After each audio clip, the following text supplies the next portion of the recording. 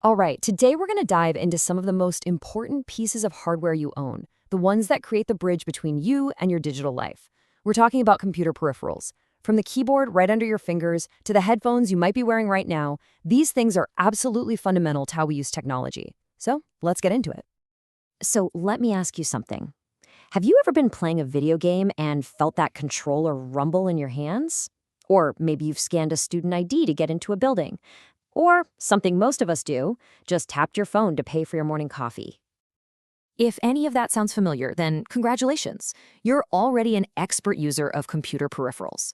See, they're so woven into our daily lives, we barely even notice them anymore. But here's the thing. They're not just little gadgets we plug in. They are so much more than accessories. So what exactly is a peripheral? And honestly, why should you care? Well, understanding them is the key to understanding where our tech is actually heading. Okay, let's get a clear definition on the table. A peripheral is basically any piece of hardware that isn't part of the computer's core brain, the processor and memory. They're the add-ons that give a computer all of its amazing abilities. You can pretty much sort them into three big buckets. First up, you've got your input devices. This is how you tell the computer what to do.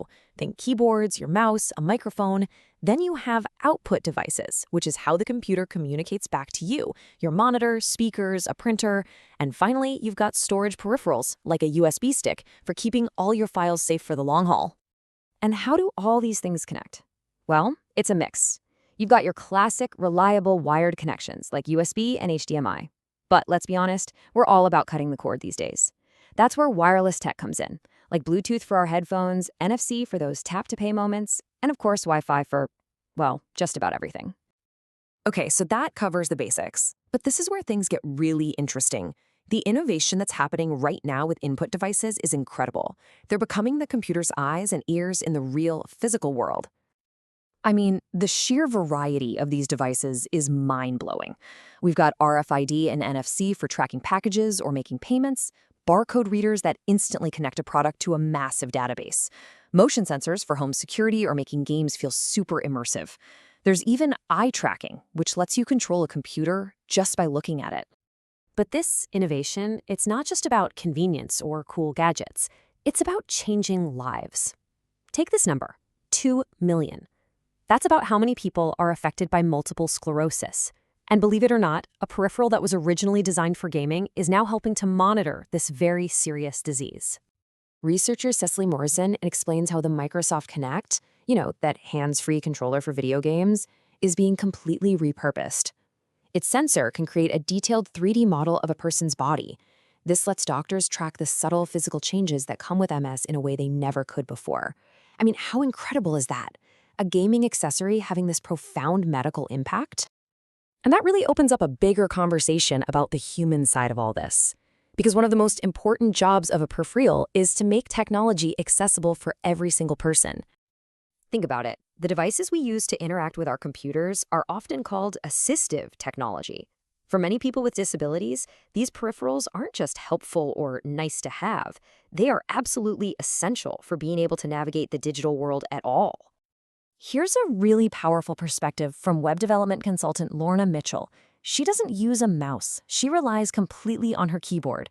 So when a website has one of those menus that only pops up when you hover your mouse over it, that whole part of the site becomes completely useless to her.